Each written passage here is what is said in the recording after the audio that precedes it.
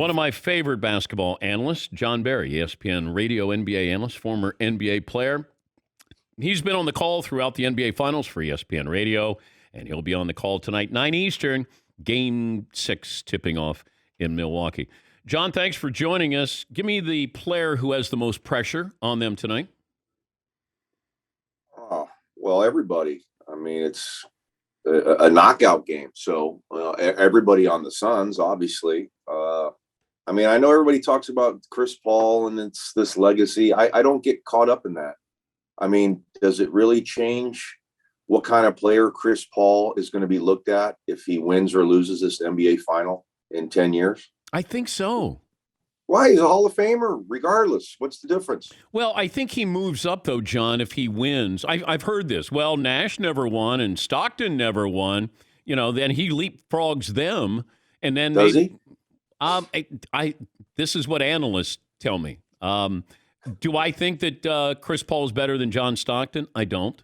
Do I think he's better than Steve Nash? I don't. Does he belong to be in the top 10? Sure. But is he a top 5 because he wins? He's not better than Jason Kidd, in my opinion.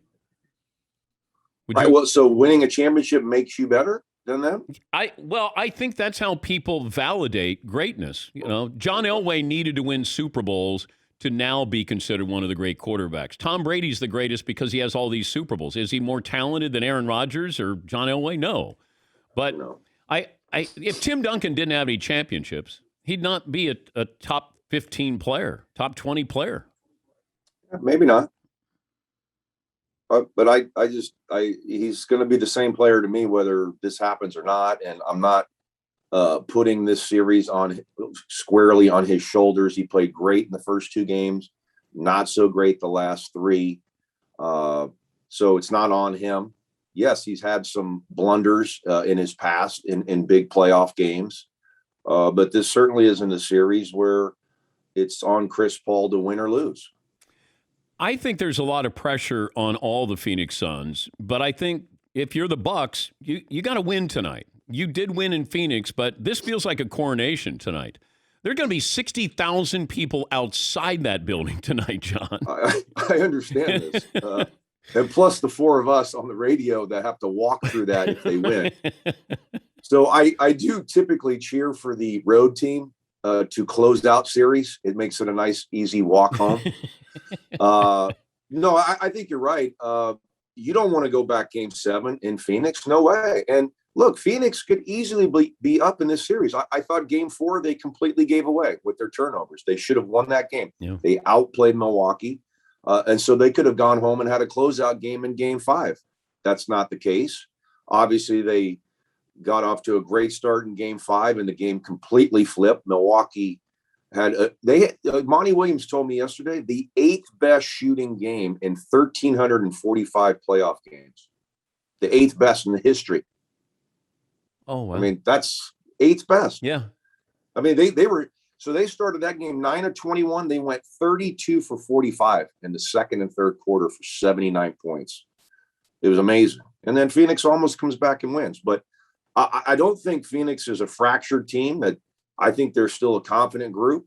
And if they were to pull this off tonight, I would say that they would win the NBA championship. They would win Game 7 at home.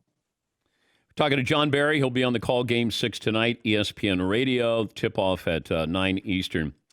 I was talking to Reggie Miller yesterday, and we were talking about Shaq when the Pacers played the Lakers in the NBA Finals in 2000. He shot 18 of 39 from the free throw line. In the whole series? No. One game. In one game? Shaq was 18 of 39 in Game 2, and they won. Like, imagine if the Greek Freak did that, Jon.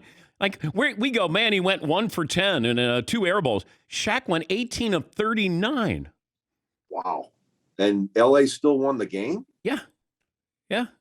Well, so are you getting at maybe you try that with Giannis tonight?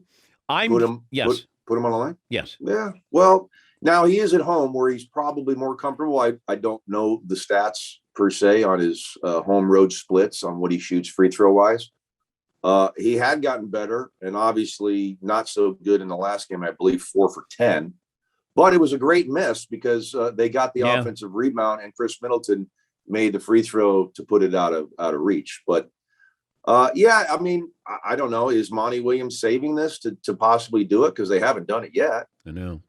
Maybe it's a ploy if it gets down to a tight ball game here, but it's got to be after 2 minutes, obviously. So I don't know. I doubt that we see Monty Williams do that. And when it comes to free throw shooting, and I've talked to former players, and I said, look, if you could shoot it underhand, like your father famously did, and you could make, let's say, 77% of your free throws, and you're maybe a 50% free throw. Like if you said to Giannis, try this, and you go 80%, would players be more likely to do what your dad did? And your dad was one of the greatest of all time. Like, is it easy to teach that style of free throw shooting?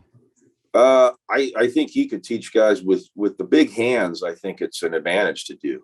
I never really messed around with it, but I think if you have really big hands, and it's kind of a wrist cock thing where it's not hard to do. But I don't know that guys would do it. I mean, I played with Shaq, in 97, whatever it was. And I used to joke with him about it. He's like, I'm not looking like a sissy like that. I'm not doing that. That's embarrassing. I go, all right, well, what's more embarrassing? You shooting 18 for 39 from the free throw line in a game, or doing that? Like, I don't know. If you care enough, I certainly would hope if I coached the guy, I'd hope he'd want to shoot 80% as opposed to 50%, regardless if he had to put a pink tutu on at the free throw line. If it went in, do it. Did Shaq practice free throws? I shot with him every day. Every day we went into a breakdown of free throws. I was with him 17 out of 20, 18 out of 20, every time. Every time. And then what happens? I don't know. Some people don't like to be at that line. I think maybe fatigue it plays a factor if you're in the game. Who knows? I mean, you're the center of attention. I know guys love to be the center of attention in certain areas, but maybe not standing on a free throw line when everybody's just staring at you. What's the best conversation you ever had during a free throw? With the shooter or with another guy? Another guy. Well, like the guy, like first base when these guys get hits and they go over there and stand. Gosh, I don't know. I mean, it would usually pertain to something that was going on in the game. I mean, it was never like, Did people say stuff to you when you were at the line? No. I mean, it wasn't like well, you were a pretty good free throw shooter. No, I didn't. It didn't. Yeah, no. I mean, guys might say something like, "Hey, we need this one. Give us this one." Well, yeah, we know he'll give us this one. Yeah, whatever. It's like, yeah, sure, I will. It's free points, man. I'm not giving you anything. Is there any chance Chris Middleton gets factored into the MVP if the Bucks win? Yeah, it's funny. I was wondering about that yesterday. Like, if Middleton goes big tonight and Giannis is, okay, what do they do? I mean, I know Giannis's numbers are better, but quite honestly, Chris Middleton's the go-to guy of the Milwaukee Bucks. Now, I know Drew Holiday came up big in the last ball game, but when they need baskets, Middleton made some shots in that last game. The step back three right in front of their bench. Yep. I did the Eastern Finals as well. He had a 23-point quarter, a 20-point quarter. I mean, when this guy gets rolling, he's awfully difficult to stop. So, typically they always go with the big name guy, right? So you would think Giannis gets it, but Middleton's been huge, and then Drew Holiday to bounce back after a 4 for 20 game 4 and play the way he did, man. And defensively, he is a monster. I mean, he's giving Chris Paul fits. But you have the Booker situation, and I don't know if it's too much of a good thing, John, where he's going to get 35 or 40, but is that good for his team, as strange as that may sound? Well, 2 straight games over 40, and he's lost them both. Yeah. Certainly not his doing, but what Milwaukee's doing, and Mike Budenholzer takes a lot of heat for not being a guy that adjusts and does different things during the game. I think he's done a great job. Is their switching now is causing Phoenix to play one-on-one basketball, and it's either Chris Paul or Devin Booker playing one-on-one. Their assist numbers way down, their passes per possession way down, and the shot making has been incredible. What Devin Booker, the shots that he's making to get his numbers, I mean, I don't remember many uncontested shots he gets. He is working extremely hard and making unbelievable shots. So if you're Phoenix, somehow they still shoot 55% in the last game. They still go 13 for 19 from three. I know. But you can't expect to play one-on-one basketball and make the kind of shots you're making on a consistent basis. So tonight, you've got to get some ball movement. And Phoenix has not moved the ball. And credit Milwaukee for making them a one-on-one team. And credit Devin Booker for doing what he's doing. But if they continue to play one-on-one and don't get Mikal Bridges and Ayton and other guys, Crowder, involved, I don't think they can win. He's Jon Barry, ESPN Radio NBA Analyst. You were on the Lakers in 1998. Something like that. I don't know. I mean, I was on 8 different teams. I can remember the years. It's just a little difficult. Well, no, you guys got swept by Utah that year. Yeah, we did. We did in the Western Finals. And Kobe was what, 19 years of age? Yeah, his second year in the league. And he took the last shot, didn't he? No, that was the year before. Oh, that was his rookie year. Oh, that was his rookie year. But what do you? He didn't play much. I mean, Eddie Jones was the 2 guard, and Kobe played less than 20 minutes a game in that second year. But did you see sort of what could be with Kobe, or when did you see that? 100%. Every day in practice when it was Game 7. We get ready to scrimmage, right? We're on the second team, and he wanted to. He was going after Eddie Jones every day to show Coach Del Harris, like, no, this is my job. I don't know why this guy's starting. And like literally every day was Game 7 when we started scrimmaging. I mean, the guy was as driven as any guy I've ever known.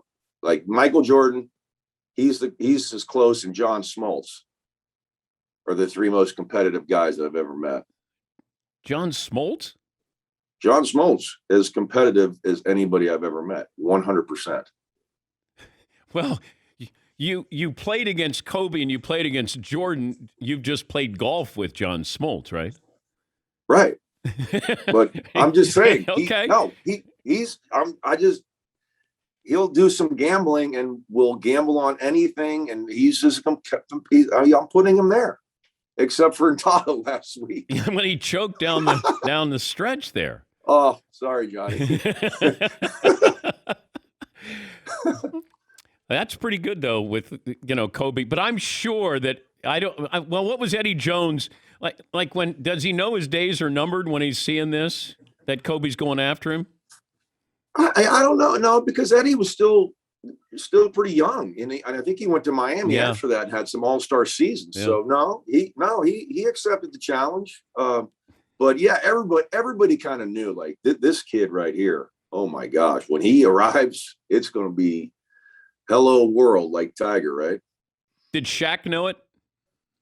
Shaq knew it, of course. Because I just wonder about that ego, those egos, and I know it wasn't there yet because Kobe hadn't had success, but could you feel like, there's only one king on the throne here? No, because I didn't think that Kobe would care. He just wanted to play, and that's all he wanted, and that's all he did. Like, literally, he wouldn't talk on our planes. He would, I believe he wrote a lot of lyrics, rap music. And he would not. He wouldn't join in our reindeer games of cards and all that stuff. Like he would sit by himself, write whatever he was doing. He would watch Michael Jordan interviews. He would never go out in the city we went to. You would never see him. He'd be at practice, and we'd play a one-on-one after practice. And if I didn't say I'm leaving, he would never leave the gym. No, he wouldn't. Like, I had to say, like, I'm out of here, man. Jesus, it's like we're 2 hours after practice, man. He would never leave. No, really. So he's watching Michael Jordan interviews? 100%. He wanted to be him more than anything in the world, and be better. He got close. Yeah, he's just close. All he wanted. Yeah, that's when and he wasn't afraid to say that he wants to be Michael Jordan. Whereas LeBron is not Michael Jordan, but Kobe said, "Look, I want it. I'm going after you. You wear 23, I'm wearing 24. Like I'm one up on you. But I loved that he embraced it. He didn't back, because a lot of guys have shied away from it. Where Tracy McGrady, Grant Hill, hey, they're the next Michael Jordan. Kobe's like, hey, I'm the next Michael Jordan. And people are like, come on, you're 19, easy here. Then all of a sudden we realized he had somebody that he had footsteps to follow. He wasn't afraid of that. Yeah, he loved the comparison. I mean, that's all he wanted. I mean, I remember the first time that, we played Chicago when we played them twice, obviously being in the West. And that game at Chicago, I mean, this kid was bouncing off the walls before he got out there. And, the problem was we got our butts handed to us. So he didn't get to match up against Michael very much. But, man, the guy played like it was game 7 when we were in there down 25. I mean, he was something. Did Shaq run onto the court naked at any point during a practice while you were with the Lakers? He did not. No, I never saw that. Thankfully, no. Okay. No. Because some of his teammates say that he was famous for doing that. Like he'd go out there in just his socks and then he would hug people. I mean, that guy is great too. It's amazing those two guys, that happened, because Shaq is as good a guy as you ever meet. He's just the biggest kid in the world. Complete opposites, though, right? Totally. Yeah. Totally. Yeah. Have fun tonight. And so you're rooting for the Suns just so you can get out of the building safely? That's basically it, yes. Okay. But one of the 8 or 9 teams you played for was Milwaukee. Yes. Almost 30 years ago. Well, they still remember you. A few people have. Yeah, I do. Welcome back to Milwaukee. It's great. You should wear your jersey tonight. I have the ugliest green. Remember the all shades of green down the side? Yeah. That's what we were. Yeah. Awful. The worst. I have a Terry Cummings autographed jersey from that year, from the when you guys had those jerseys. So, yeah, Terry Cummings. Yeah. Have fun tonight. Always great to talk to you. Safe travels there, John. Thanks. That's Jon Barry of the Mothership tonight at 9 Eastern. Those are great stories about Kobe.